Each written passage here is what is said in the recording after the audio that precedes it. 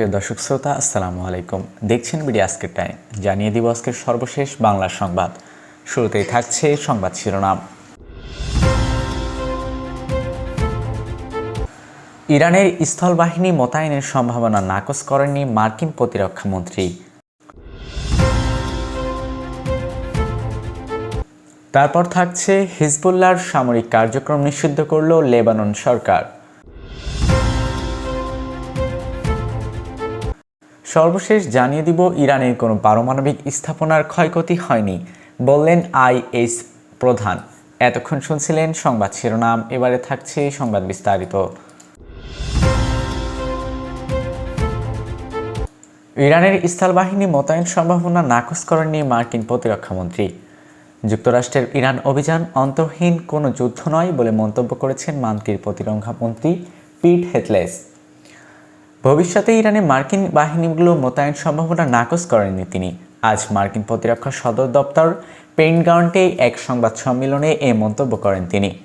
মার্কিন প্রতিরক্ষা মন্ত্রী বলেন, বর্তমানে ইরানে মার্কিন স্থলবাহিনী নেই, তবে তিনি ভবিষ্যতে স্থলবাহিনী মোতায়েন সম্ভাবনা নাকচ করেননি।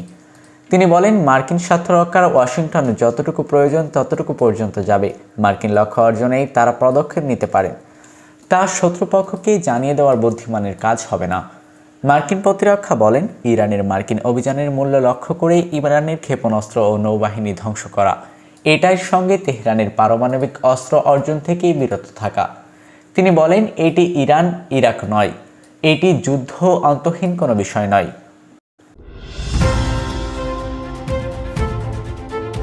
হিজবুল্লাহর সামরিক কার্যক্রম নিষিদ্ধ করল লেবানন সরকার। লেবানন সরকার হিজবুল্লাহর সামরিক ও নিরাপত্তা কার্যক্রমের ওপর তাৎক্ষণিক নিষেধাজ্ঞা আরোপ করেছেন। বার্তা সংস্থা এএফপি জানায়, লেবাননের প্রধানমন্ত্রী নওয়াফ সালাম দলটির তাদের অস্ত্র রাষ্ট্রের কাছ থেকে হস্তান্তরের আহ্বান জানিয়েছেন। সোমবার প্রধানমন্ত্রী ওয়াফ সালাম ঘোষণা করেন, সরকার হিজবুল্লাহর সামরিক ও নিরাপত্তা কার্যক্রমের ওপর তাৎক্ষণিক নিষেধাজ্ঞা আরোপ করেছে।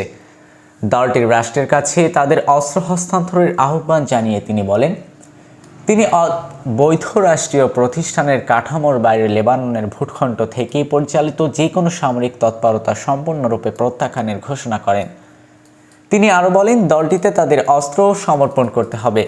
আল জাজিরা জানিয়েছে, 2024 সালে ইসরায়েলের সঙ্গে অর্জিত যুদ্ধবিরতির প্রতি সরকারের অঙ্গীকার পুনর্ব্যক্ত করতে সালাম পাশাপাশি তিনি আলোচনার পুনরায় শুরুর কথা জানান।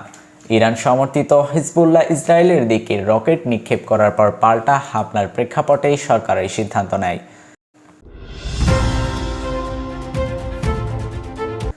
ইরানের কোনো পারমাণবিক স্থাপনা ক্ষয়ক্ষতি হয়নি বললেন আইএস প্রধান।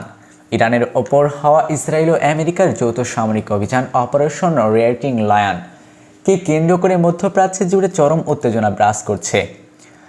এদিকে ইসরায়েলের আহতের সংখ্যা বাড়ছে, অন্যদিকে সৌদি আরবের তেল শোষণের ড্রোন হামলার খবর পাওয়া গেছে।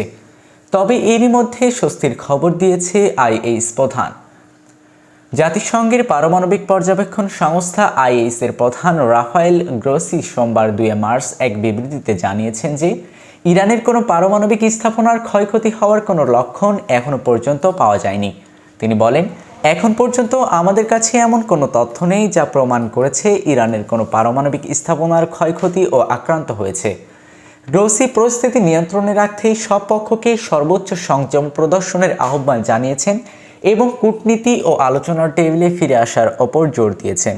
তিনি ইরানি কর্তৃপক্ষের সাথে যোগাযোগ চেষ্টা চালিয়ে যাচ্ছেন বলেও মন্তব্য করেছেন।